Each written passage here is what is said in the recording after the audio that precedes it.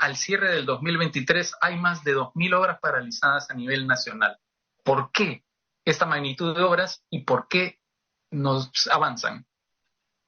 Efectivamente son 2.298 obras paralizadas que representan un monto de inversión de casi 27.000 millones de soles. Y la mala noticia es que tenemos, en lugar de ir disminuyendo esta cantidad de obras paralizadas, van aumentando, ¿no? Al cierre del 2022 eran 1.879, ahora son las 2.000, casi 2.300, y al cierre del 2022 eran 21.000 millones de soles lo que representaban, ahora representan 27.000 millones, ¿no? Y claramente esto es un gran problema porque, como dicen también desde la Contraloría, no hay obra más costosa que la que no se termina, ¿no? Porque es Mm, puro costo, no hay ningún beneficio.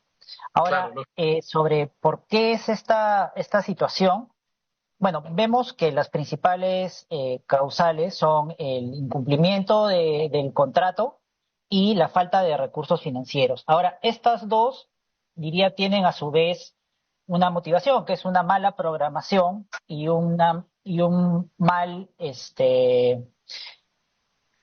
una mala programación y una mala formulación de la obra, ¿no? Deficiencias en el expedientes técnicos mal hechos que luego hacen que el contratista pues pare por algunos incumplimientos, y una mala programación en recursos, que el municipio empieza una obra y luego dice, bueno, ya no tengo recursos. Y acá es clave también mencionar que en número, más o menos el 55% de estas obras corresponden a una modalidad que se conoce como administración directa, que es que el ejecutor, el gobierno regional, el gobierno local, sobre todo el local, porque la gran mayoría de estas obras son de gobiernos locales, en lugar de contratar a una empresa para hacer la obra, decide hacerla él mismo.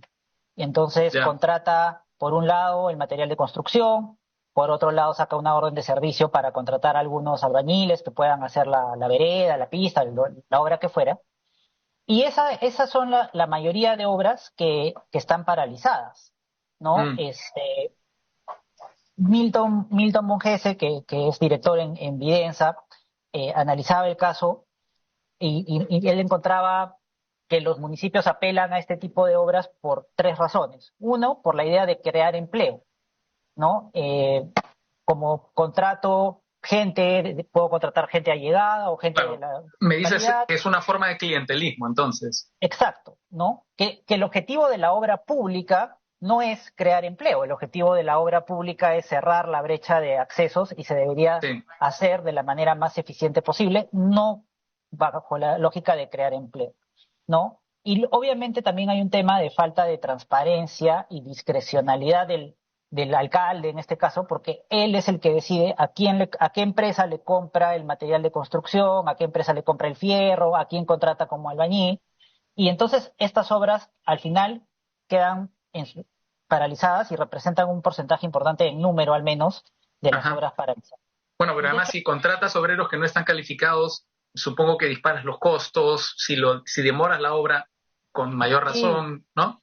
hay muchos problemas. Ahora, ¿por qué existe esta modalidad? O sea, efectivamente hay casos de distritos pequeños, rurales, alejados, donde no hay empresas dispuestas a realizar una obra porque es muy costoso por el monto de la contratación, y entonces en esos casos sí tiene cierto sentido para agilizar y para cerrar algunas brechas de que se dé este tipo de modalidades de contratación. Pero justamente el Ejecutivo se dio una ley el año pasado, en septiembre, la ley 31876, que ponía algunas restricciones al uso de esta administración. Por ejemplo, establecía que solo se pueda usar en contratos de menos de 50 UITs, lo que equivale a 250.000 soles aproximadamente. Sin embargo, la norma, y lo recuerdo porque en Evidencia dijimos, oye, qué bien que se haya aprobado esta ley porque ayuda y va a poder controlar este tipo de contrataciones que generan luego que la obra se paralice. No pasó ni una semana y el Congreso la derogó, por presión de los alcaldes y de algunos propios congresistas en alianza en representación de los gobiernos locales, ¿no? Aduciendo que se violaba su autonomía y qué sé yo. Pero ahí vemos claramente cómo es necesario este tema de comprarse pleitos. Esta era una buena ley que iba a ayudar a probablemente no tener este número de obras paralizadas ni irlas acumulando, pero hubo un poco de presión del lado de los gobiernos regionales y locales y automáticamente se derogó y nunca se peleó más por Ujú. esta norma, ¿no? Ahora, un dato que me ha llamado la atención es el que tiene que ver con La Libertad, que es la región donde más obras paralizadas, hay 419 obras paralizadas en La Libertad, atribuibles al gobierno central, al gobierno regional. ¿Cómo se reparten? ¿Tienes idea de ese detalle? Y efectivamente La Libertad es la región con más obras paralizadas actualmente. Son 78 obras paralizadas que representan 4.518 millones, el Perdón, es 17% de la verdad, cartera. 78 horas, corrijo el dato, sí. Sí, pero sí representan el 18%, o sea, casi está cerca del 20%, 17%, casi el 20%. Y de las principales obras, porque tengo sí el listado de las principales obras paralizadas, digamos que las cuatro primeras en monto son responsabilidad del gobierno nacional. Y luego hay seis del gobierno local, al menos en la lista de las primeras 15 de más de 10 millones de soles de inversión. El gobierno regional no tiene ninguna, son responsabilidad del gobierno nacional y del Ajá. gobierno local, en el caso de La Libertad. Ujú. Pero bueno, igual es extraordinariamente preocupante porque, claro, se nota una falta, digamos, de gestión.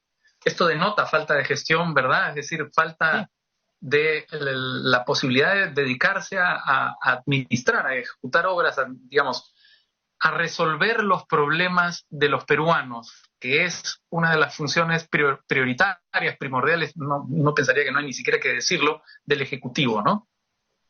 sí, efectivamente, porque uno ve las obras y tenemos, pues, por ejemplo, obras que están paralizadas desde el 2017, desde el Claro. 2016. Leía el caso del hospital de Pucallpa, por ejemplo, ¿no?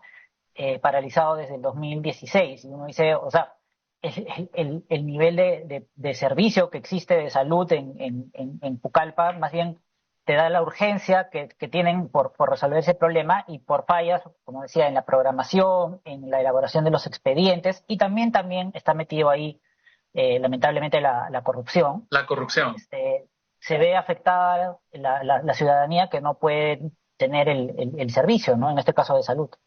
Sí, bueno, es terrible en un país con las carencias del Perú que tengamos que, digamos, enfrentar estas demoras en obras muchas veces muy urgentes para mejorar un poco la calidad de vida de los peruanos. Nicolás Resich, un gusto conversar contigo, coordinador general de Evidenza. Que estés muy bien. No, gracias. Saludos. Hasta pronto.